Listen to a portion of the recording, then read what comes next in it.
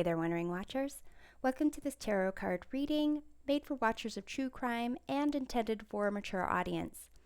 For this reading, I want to dig into the upbringing of suspected Idaho killer Bryan Kohberger and reveal the secrets that his family may have been keeping about him. Before Kohberger was arrested, I did a tarot reading analyzing the Idaho killer's life, and I shared my opinions about the killer being a male with mental health issues that his family may have tried to downplay.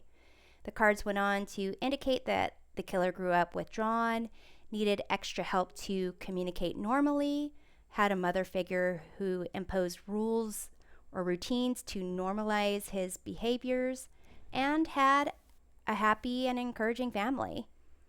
Since Kohberger's arrest, it's been revealed that his older sister Melissa is an associate counselor in the field of mental health and has worked with children, teens, and adults experiencing trauma, mood, personality, and substance use disorders or adjustment disorder, anger issues, and anxiety, just to name a few.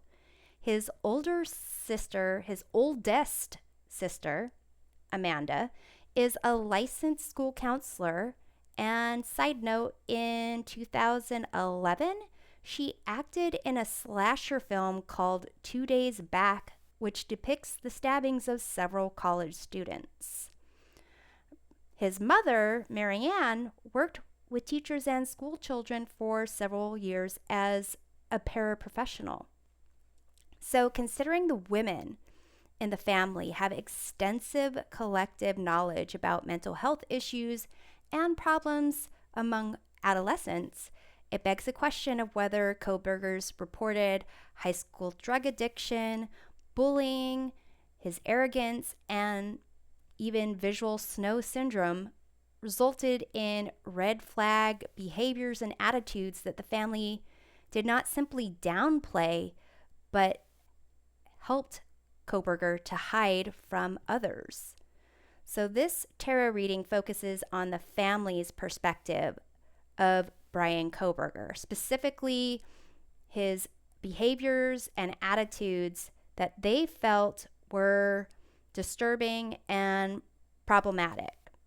I'm using the same approach of examining the 12 astrological houses as I used in the video that I referenced earlier.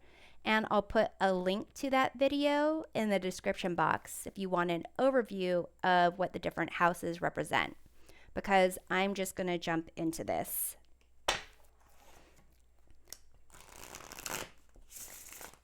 We start off over here with the first house of arrival. So this would be identity, first impressions.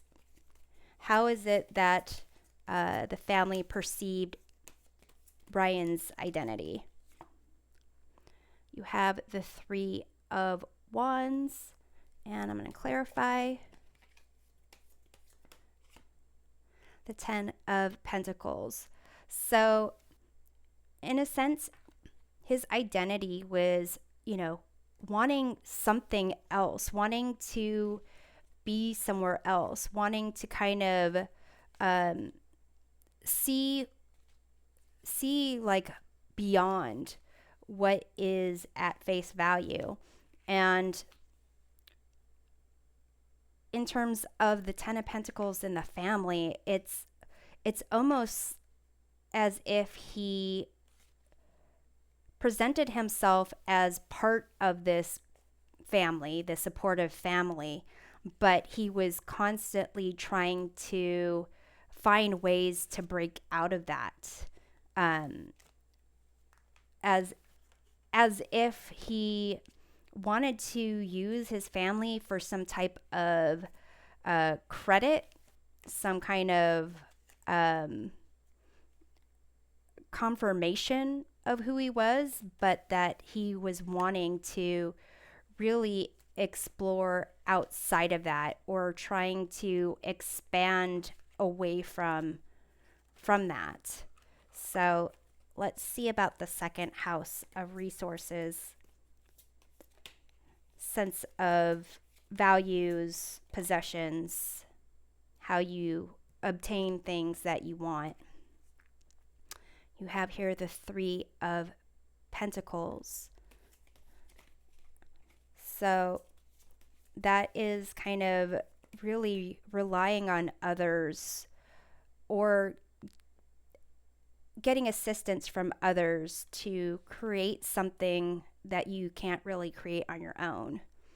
You have the Four of Swords here, which is being withdrawn and really needing time away. So in terms of his sense of self-worth, the things that it's as if he wanted just to constantly do things on his own, constantly withdrawn in this area of not creating, but being missed. It's almost his sense of value is what wasn't there, or what his understanding of a sense of value, or the things that you care about in the material world are things that you need other people for, but almost when you take that away, that's where the value starts coming in. So it just could be, even like if they had chores to do, and they needed to work together, it's as a sense of like, well, I'm just going to hide all the things that you need to do, or that we need to kind of clean up, not really clean it, but just like put it out of sight or take it away and give it a sense of having been attended to. It's almost like fooling themselves or giving a false impression of things. It's like on the surface it looks like one thing, and behind it it's something different. So here, this Seven of Swords, this is for communication. The third house of communication, what Bryan learned at an early age, how he was able to kind of communicate with others. Oh, sorry, this is Three of Swords. So this is pain. So kind of from an early age, this concept of pain, disappointment as being how you like communicate. I'm going to clarify that. You have the Seven of Pentacles.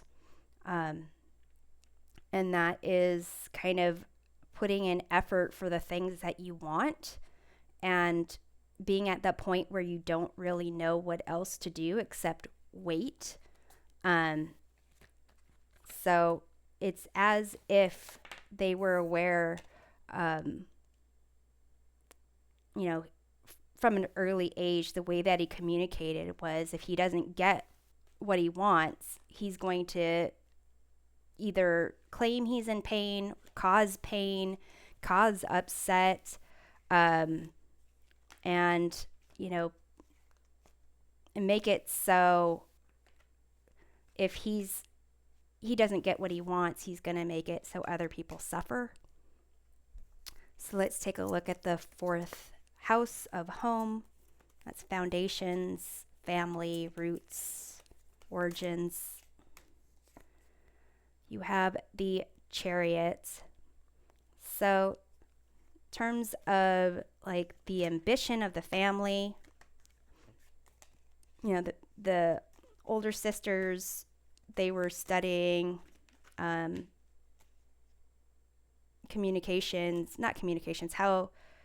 how people interact with each other, psychology,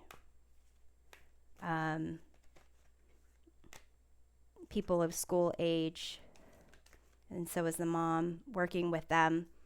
So it's a sense of that might be where he got his focus of pursuing higher education or even criminology. Let's clarify this. You have Ace of Swords. So Ace of Swords, that can be clarity, that can be truth, you know, a new idea, but it's making me think of that fixed blade that they have not been able to find. So it would be interesting if the family, you know, when he was younger, they were aware that he either was violent, used swords, and in terms of like with this concept of the chariot and advancing in life, it's a sense of them seeing how he used swords or violence when he was younger and how it makes sense to them maybe that the Idaho Killer used a knife. Maybe not that he used swords, but maybe he was someone who like had like he grew up watching certain movies or horror films. Like I believe the slasher film his sister Amanda was in 2011, he would have been still in maybe 18, 17 at the time when it came out. So maybe he kind of showed a sense of ambition when it comes to knives, in relation to that movie, or had movie posters of people with of slasher films, things like that. So let's take a look at the fifth house of passion. That has to do with creative expression, pleasure, how you have fun. So let's see their perspective of that. 10 of Wands. So that's a sense of really feeling overburdened, struggling. You have the 7 of Swords, which is deception. So in terms of things that he found pleasure in, it could be, again, I was thinking about films where there is some kind of, struggle that someone has to go through, being deceived by someone or many people around them, being, having to get through some type of obstacle course when there is a sense of a false sense of safety ahead. So let's see about the 6th house of sustainability, which is kind of day-to-day health, well-being, rituals, routines. You have the Devil here. So this is about negative thinking patterns, toxicity, illusions, being tempted by illusions. Again, this concept of, trapping someone, putting them in a position where they might have been deceived and lured by these gold coins and artifacts, but it actually ended up putting them into this cage. So in terms of this day-to-day routine, there's concepts of like giving up your power and authority, or maybe even fooling themselves when it comes to that. It's kind of making me think about how Kohberger was like obese, overweight, and apparently people would make fun of him, and then he goes home for the summer or something and then comes back really thin. skinny. And then there's reports that his aunt said that there was some weird food fetishes that he has. I believe that he is a vegan, and there's some photos of him where he is very, like, very thin, not very well nourished looking. And it could be that his family noticed that he takes certain, trying to discipline eating to extremes where it's, just a kind of a power play that he has with himself. So I'm going to clarify this. You have the Two of Cups. So maybe even the things he likes, the things that he's drawn to, the things he's attracted to, it's as if he has to put those desires in check in such a way where it's like if he wants it, he has to, cut it out of his sight, make it something out of reach. So like a habit of really maybe depriving himself, or even, depriving himself of the things he might enjoy or want because he thinks that there's a certain goal that's he prioritizes over actually feeling like true pleasure or connection or with whatever it is, whether it's food, whether it's a job that he does. It's as if you have to take all the pleasure out of it, and it's just about control. So let's see about the 7th house of relationship, which is kind of one-on-one relationships with, partners, friends, enemies. You have 6 of Wands, and that's a concept of victory and being recognized. So let's clarify that. You have the King of Swords. So this is the energy I felt was connected with the Idaho Killer, someone who is up in their head, kind of concepts of outsmarting people, constantly strategizing. So you've got, in terms of relationships, how he is with people that he's friends with and even his enemies.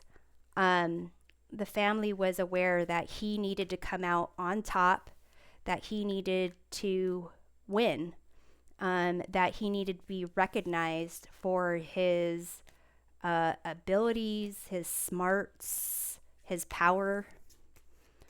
So let's take a look at the 8th house of mystery, which has to do with, subjects you don't talk about in public, sex, death, money. Got the 5 of Pentacles. So that's a sense of lacking money, lacking resources, lacking value. And you have the 9 of Pentacles, which is kind of creating your own sense of value, and enjoying the world that you create. What's interesting about this deck is this 9 of Pentacles is supposed to be like this, like this mer creature in the well, where if you throw in a coin, then your wish in your coin is like protected by this, this mer creature, and adding to whatever your wishes are. They're the protector. But this deck just feels like more sinister than someone who's protecting coins. It's as if someone is kind of tempting you to come over and throw your coin into this well and have your wish granted, only to have that person kind of pull you into it. So, in terms of the family's perspective of, Kohberger's view of these subjects of sex and death, it's almost a sense of having like an injury or being abandoned, and then given this concept of getting what you want, but in a way that you'd have to kind of go against your own intuition, that could actually lead to something worse than what you're dealing with already. It just feels like there's a lot of value he put on sex and death, and feeling like he needed to experience that in the real world, and have control over that in the real world, making someone either feel at lost but also protected, which kind of reminds me of the affidavit where the surviving roommate, DM, or Dylan, said she overheard some kind of like crying or whimpering from one of the victims, and the Idaho Killer saying something along the lines of like, "Don't worry, I'm going to help you."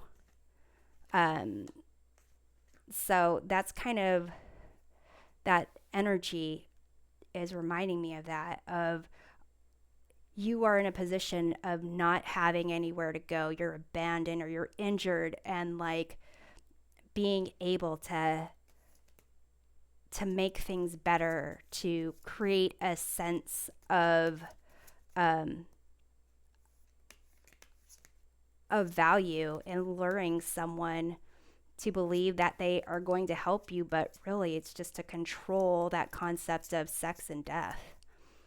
So let's see about the 9th house of exploration. So, I mean, basically, it's almost as if he played games growing up with, concepts of what you can have and what you lose.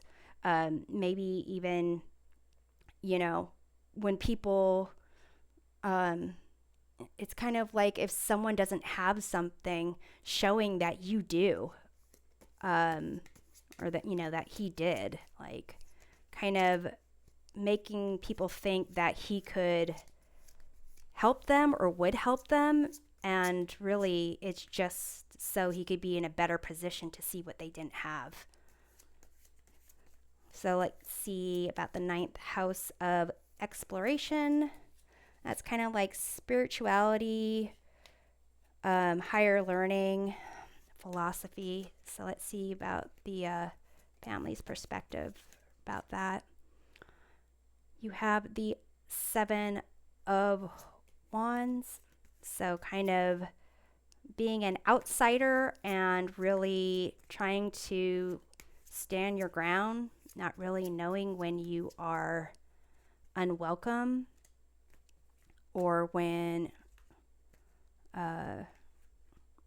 you kind of are like advocating for what you believe in. So let's clarify that. You have the Temperance card. So, it seems like Kohberger was someone who had unusual goals or desires, and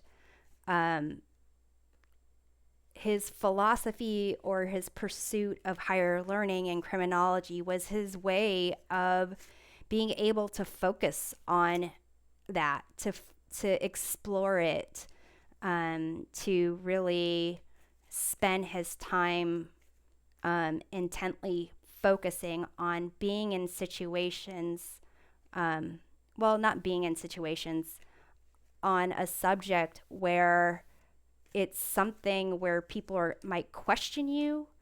Why is it that you want to know about crimes and how people feel when they're committing crimes?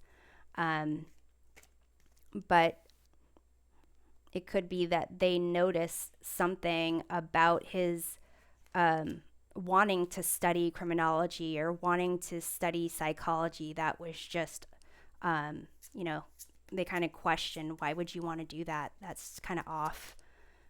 Not overall, but there's probably maybe some specific conversations or specific viewpoints that they were aware of.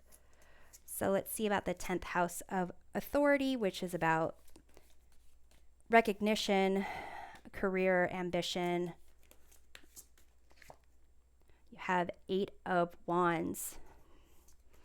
So it's, sense of really going after what he wants, and kind of really quickly making it happen. You have the 10 of Cups. So, being ambitious, wanting to be with the people that he cares about, supportive, that's something that you would typically see for ambition and career, how the public views you. But it could be that, considering he was really withdrawn when he was younger, and communicated from this place of pain. If I don't get what I want, there's going to be painful consequences, disappointments, hurts, betrayals, that this was almost like too good to be true, or kind of not characteristic of him. It just didn't mesh. So let's see about the 11th house of community, which is about social groups and friends. So let's see their perspective. You have the Fool. And that could be, that he was kind of clueless, or a loner. So let's clarify. You have 3 of Cups. So that is about friendships and communities. But it does seem that he just didn't have awareness. Usually a Fool is about open heart, open mind, kind of taking leaps of faith. But here it seems like he just didn't have any idea about how to truly connect with people emotionally. Because here, like in this second house of resources, concepts of like self-worth, values, it's kind of making it so it's you don't necessarily work as a team, that you do things on your own. So it feels like it was like he had to fake emotional connections with people. So let's take a look at the 12th house of introspection. So who he is when no one is looking, where he escapes to. You have the 2 of Pentacles. That's kind of like a sense of juggling, trying to weigh your options, trying to put on a show for others as well. Almost a sense of trying to show other people that he is able to manage the way they would expect him to. You have the high priestess here. So it's a sense of having secrets and knowing that he's not going to share all his secrets, and possibly, keeping things to himself. So when no one is looking, it's almost as if he's practicing on how to perform, how to kind of demonstrate that he is, responsible and having fun, but keeping that kind of secret aspect to himself. So this is what I have for now. I'll see you next time. Until then, stay on your toes and take care.